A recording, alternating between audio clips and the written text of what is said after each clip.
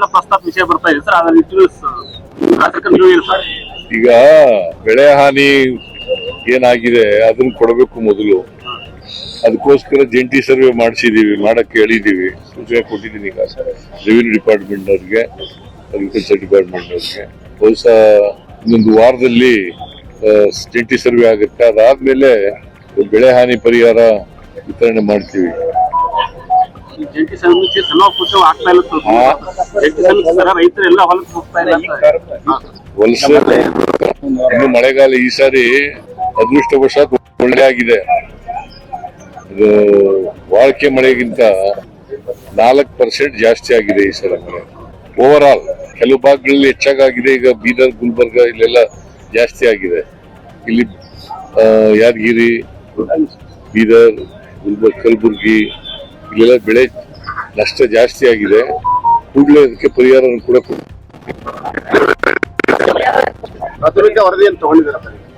ಪ್ರಾಥಮಿಕ ವರದಿ ಇಲ್ಲ, ಒಟ್ಟಿಗೆ ಫೈನಲ್ ವರದಿ ತಗೋತೀವಿ.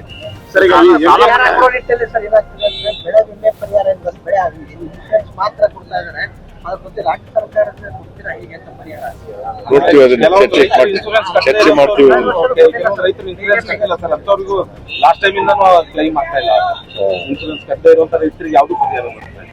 ಇನ್ಸೂರೆನ್ಸ್ ಎಲ್ಲ ಕೊಟ್ಟಿದೀವಿ ಈ ಸರಿ. 656 ಕೋಟಿ ಹೈಯೆಸ್ಟ್ ಬಂದಿದೆ.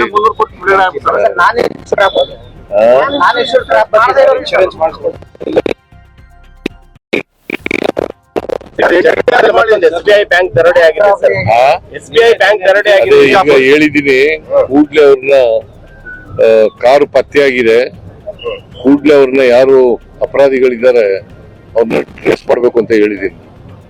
ಬಿಜಾಪುರದ SP ಫೋನ್ ಮಾಡಿ ಕೂಡ್ಲೆ ಅವ್ರನ್ನ ಮಾಡ್ಬೇಕು, ಮತ್ತೆ ಯಾರು ಈ ಅಧಿಕಾರಿಗಳನ್ನೆಲ್ಲ ಅಲರ್ಟ್ ಮಾಡ್ಲಿಕ್ಕೆ ಹೇಳ್ಬೇಕು ಅಂತ ಹೇಳಿದೀನಿ.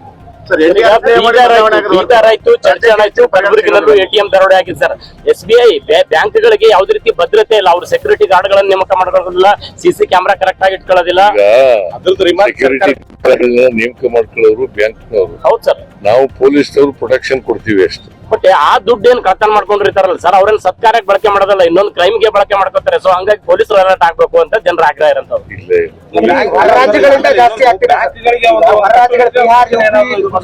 ಈ ರೀತಿಯಾದಂತ ದರೋಡೆಕೋರ ಬಂದು ಮಾಡ್ತಾ ಇರೋದು. ಅದಕ್ಕೆ ತಡೆಗಟ್ಟಲಿಕ್ಕೆ ಎಲ್ಲ ರೀತಿ ಮುಂಜಾಗ್ರತೆ ಕ್ರಮ ತಗೋಬೇಕು ಅಂತ ಪೊಲೀಸ್ನವರು ಸೂಚನೆ ಕೊಟ್ಟಿದ್ದೀನಿ. ಸಾಲ ಮನ್ನಾ ಬಗ್ಗೆ ರೈತರಿಂದ ಸಾಲ ಮನ್ನಾ ಬಗ್ಗೆ ಒತ್ತಾಯ ಕೇಳಿ ಬರ್ತಾ ಇದೆ. ತಮ್ಮ ಬಗ್ಗೆ ನಿರೀಕ್ಷೆ ಇಟ್ಕೊಂಡಿದ್ದಾರೆ ರೈತರು ನಿರೀಕ್ಷೆ ಇಟ್ಕೊಂಡಿದ್ದಾರೆ ಸರ್.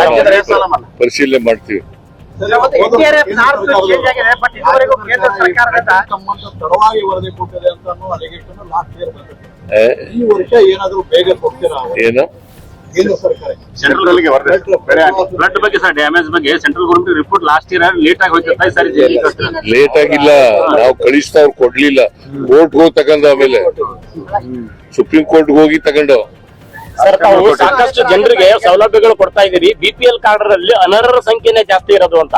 ಯಾರು BPL ಹೋಲ್ಡರ್ ಸರ್. ಅದಕ್ಕೆ ಅರ್ಹರು ಯಾರನ್ನು ತೆಗಿಬಾರ್ದು, ಅನರ್ಹರಿಗೆ ತೆಗೆದಾಕ್ಬೇಕು. ಆಮೇಲೆ ಒಂದು ವೇಳೆ ಅರ್ಹರು ಬಿಟ್ಟೋಗಿದ್ರೆ ಅಂತವ್ರನ್ನ ಹೊಸದಾಗಿ ಸೇರ್ಪಡೆ ಮಾಡ್ಕೊಳ್ತಕ್ಕಂಥದ್ದು ಮಾಡಬೇಕು. ಅನರ್ಹರನ್ನ ತೆಗೆದಾಕ್ಬೇಕು ಅಂತ ಸೂಚನೆ ಕೊಟ್ಟಿದ್ದೀನಿ ನಾನು.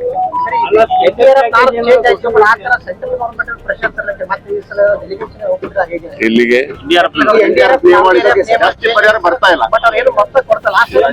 ನಾನು ಅನೇಕ ಸಾರಿ ಭೇಟಿ ಮಾಡಿದ್ದೀನಿ, ಪ್ರೈಮ್ ಮಿನಿಸ್ಟರ್ ಭೇಟಿ ಮಾಡಿದ್ದೀನಿ, ನಮ್ಮ ಯಾರು ನಿರ್ಮಲಾ ಸೀತಾರಾಮನ್ ಭೇಟಿ ಮಾಡಿದ್ದೀನಿ, ಅಮಿತ್ ಶಾ ಅವ್ರನ್ನ ಭೇಟಿ ಮಾಡಿದ್ದೀನಿ.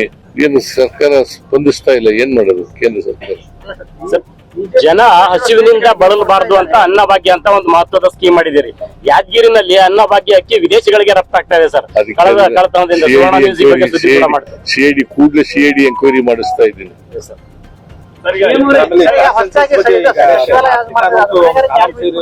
ಬಿಜೆಪಿ ಇದು ಬೇರೆ ಬೇರೆ ರೀತಿಯಾಗಿ ಇದು ಮಾಡ್ತಾ ಇರೋದು. ಏನ್ ಮಾಡ್ತಾರಪ್ಪ?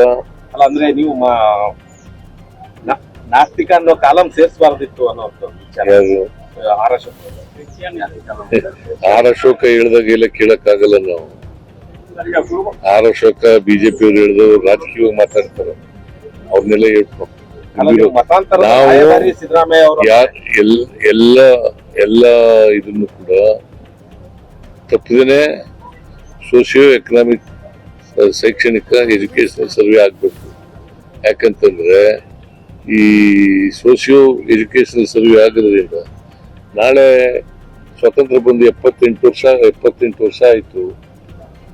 ಅವರ ಆರ್ಥಿಕ ಪರಿಸ್ಥಿತಿ ಏನು, ಶೈಕ್ಷಣಿಕ ಪರಿಸ್ಥಿತಿ ಏನು, ಅವರ ಸಾಮಾಜಿಕ ಪರಿಸ್ಥಿತಿ ಏನು ಅಂತಕ್ಕಂಥದ್ದನ್ನ ಗುರ್ತು ಮಾಡ್ಕೊಂಡು ಇದರಿಂದ ಗೊತ್ತಾಗುತ್ತೆ ಈ ಸರ್ವೆಯಿಂದ. ಇದಾದ್ಮೇಲೆ ನಾವು ಕಾರ್ಯಕ್ರಮಗಳನ್ನ, ಅಭಿವೃದ್ಧಿ ಕಾರ್ಯಕ್ರಮಗಳನ್ನ ರೂಪಿಸ್ಲಿಕ್ಕೆ ಬಿಜೆಪಿ ಡೆಲಿಗೇಷನ್ ಎಲ್ಲ ರಾಜ್ಯಪಾಲರು ದೂರು ಕೊಟ್ಟಿದೆ ಸರ್. ಹಿಂದೂ ಕ್ರಿಶ್ಚಿಯನ್ ಅವರು ಕಂಟ್ರಿ ಕ್ರಿಶ್ಚಿಯನ್ಸು ಮುಸ್ಲಿಮ್ಸು ಈ ದೇಶದ ಪ್ರಜೆಗಳಲ್ವ ಅವರು. ಹಿಂದೂ ಒಳಪಂಗಡಗಳಲ್ಲಿ ಕ್ರಿಶ್ಚಿಯನ್ ಅಂತ ಸೇರ್ಪಡೆ ಆಗ್ತಾ ಇದೆ ಸರ್. ಹಿಂದೂ ಒಳಪಂಗಡಗಳಲ್ಲಿ ಕ್ರಿಶ್ಚಿಯನ್ ಬರ್ತಾ ಇದೆ ಸರ್. ಅಂದ್ರೆ ಈಗ ನೋಡಪ್ಪ, ಯಾರು ಏನ್ ಬರೀ ಹೇಳ್ತಾರೆ ಅದ್ರ ಪ್ರಕಾರ ಮಾಡ್ಕೊಳ್ತಕ್ಕಂಥದ್ದು. ಈಗ ಪ್ರತಿಯೊಬ್ಬರು ಮನೆಗಳಿಗೂ ಹೋಗ್ತೀವಲ್ಲ, 1,75,000 ಟೀಚರ್ಗಳನ್ನ ಅಪಾಯಿಂಟ್ ಮಾಡಿದ್ದೀವಿ ಎನ್ಯುಮರೇಟರ್ಸ್ ಆಗಿ. ಅವ್ರಿಗೆ 120 ರಿಂದ 150 ಮನೆಗಳು ಕೊಟ್ಟಿದ್ದೀವಿ. ಅವರು ಪ್ರತಿ ಮನೆಗೂ ಹೋಗಿ 22ರಿಂದ ಸೆಪ್ಟೆಂಬರ್ 22ರಿಂದ ಅಕ್ಟೋಬರ್ 7ರವರೆಗೂ ಕೂಡ ಸರ್ವೆ ಮಾಡ್ತಾರೆ. ಲಾಸ್ಟ್ ಟೈಮ್ಗಿಂತ 50,000 ಲಾಸ್ಟ್ ಟೈಮ್ಗಿಂತ ಈ ಸಾರಿ 40,000ಕ್ಕೂ ಹೆಚ್ಚು ಟೀಚರ್ಸ್ಗಳನ್ನ ಅಪಾಯಿಂಟ್ ಮಾಡಿದ್ದೀವಿ.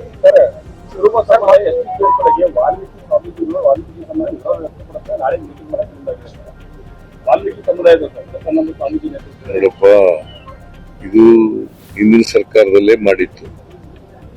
ಯಾರು ವಿರೋಧ ಮಾಡಬೇಕಾದಂತ ಅಗತ್ಯ ಇಲ್ಲ. ಇದಕ್ಕೆ ಕೇಂದ್ರ ಸರ್ಕಾರ ತೀರ್ಮಾನ ಮಾಡೋದು. ಕೇಂದ್ರ ಸರ್ಕಾರ ಎಲ್ಲ ತೀರ್ಮಾನ ಮಾಡೋದು, ಶಿಫಾರಸ್ ಮಾಡೋದಷ್ಟೇ. ತೀರ್ಮಾನ ಮಾಡೋರು ಯಾರು?